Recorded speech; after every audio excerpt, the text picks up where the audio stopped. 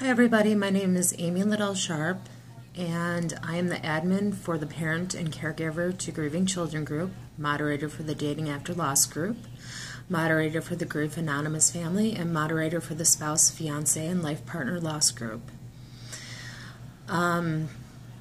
Basically, I'm just going to give you the short, bittersweet tale of losing my husband, Mike, who was an alcoholic. When he died October 10th of 2015, we have two children together. One is 9 years old now. His name is Jameson. My other daughter is 12 now, and her name is Zoe.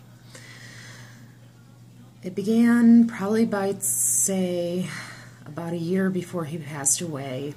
I knew he had a problem big time at that point, and I was trying to get as much help as possible as I could, but wasn't receiving much help from many of the family members, so I was pretty much alone in this whole deal. So we had gone to doctors, and this was before the year. We went to doctors, tried to get him help in that respect, put him on antidepressants. He suffered from panic attacks. He had lost his sister early on when she was 18, and he never really dealt with the loss of that. And I think that's a lot of why he was the way he was. He was a beer drinker, which is pretty strange for what I've been told. At least people think that's pretty strange for a person dying from just drinking beer, but hey, guess what? It does happen. I'm going to go from a year back from when he passed away. About a year before he passed away, it was during the day, and he started excreting blood. We were out Christmas shopping. It was a couple days before Christmas.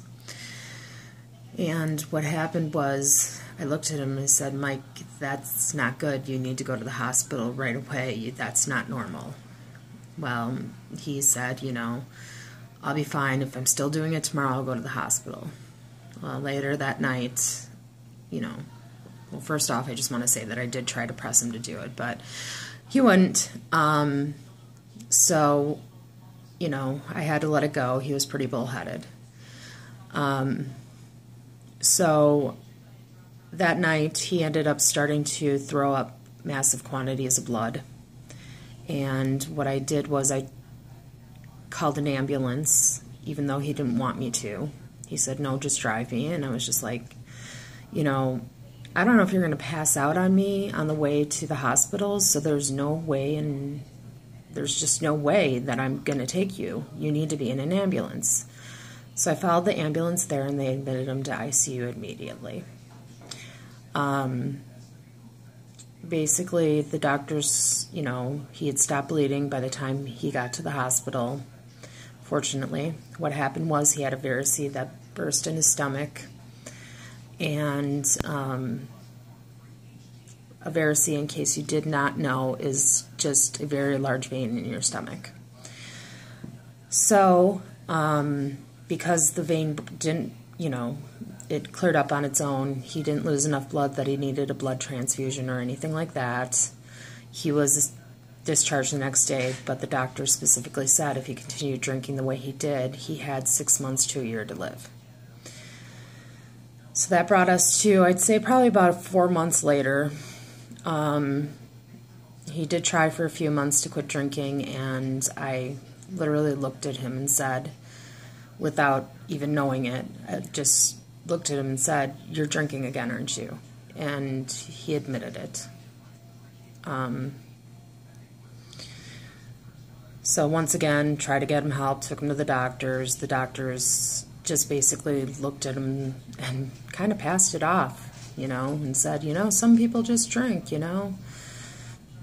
Not what I was looking for an answer at all. Not at all. So about 4 months later, he was at work, and I get a phone call from him at home, and he said that he was vomiting blood at work. So what I did was I went to go pick him up immediately and took him straight to the hospital. Once again, he was admitted to ICU, where he spent 2 days there. Didn't need a blood transfusion again. Got sent home. And this time, you know, I had finally gotten fed up with it. We kept talking about it, that he needed to get sober. And then the day finally came where I looked at him and I said, you know, this is it. You have to go to detox. You have to go to detox, and then you have to go to inpatient.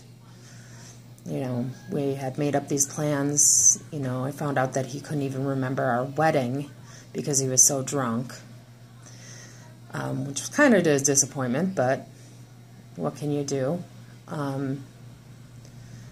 So I got him into detox, and at that point they put him into inpatient.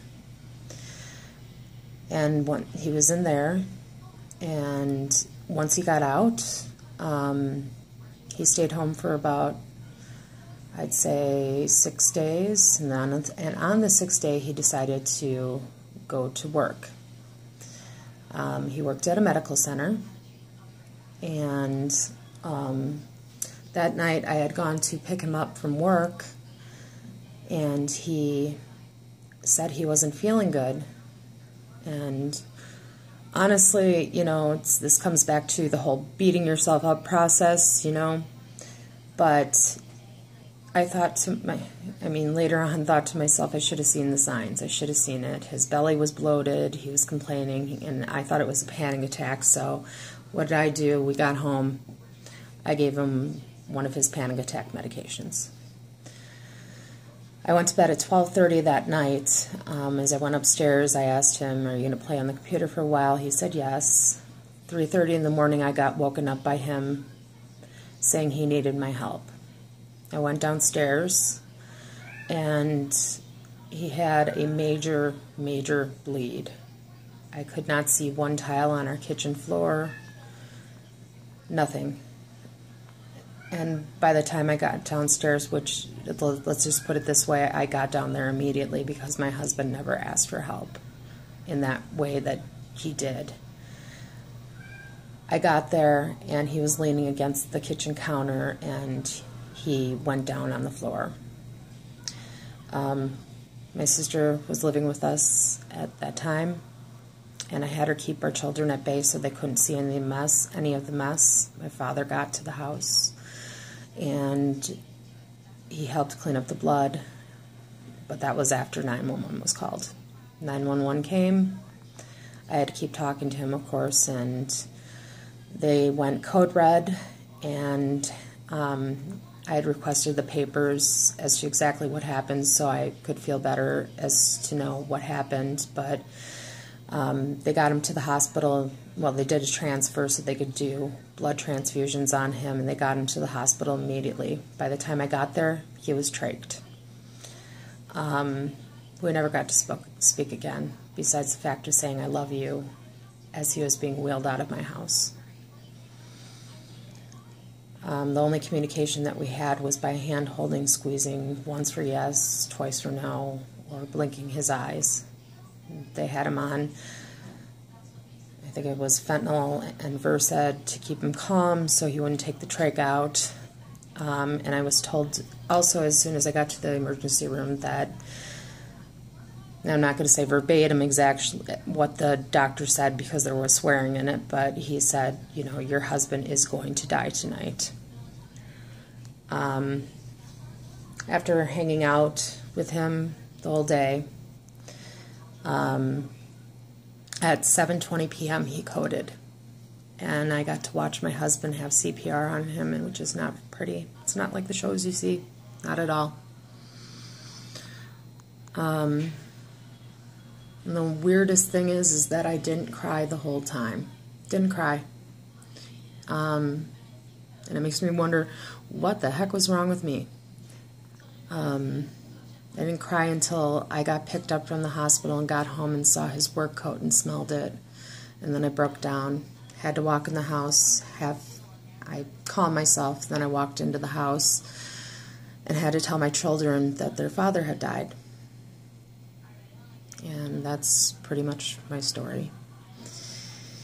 I do want to say that, I spent a year, well, close to a year in my household just depressed, and I found Grief Anonymous, which I was eternally grateful for. They've been such a wonderful help. All the people, all of you, have been so wonderful. I cannot even tell you my gratitude towards you. I think I've told Holly, that I think I love you guys so much that it's amazing.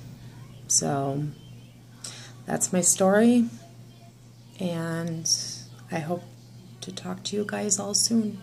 Thank you.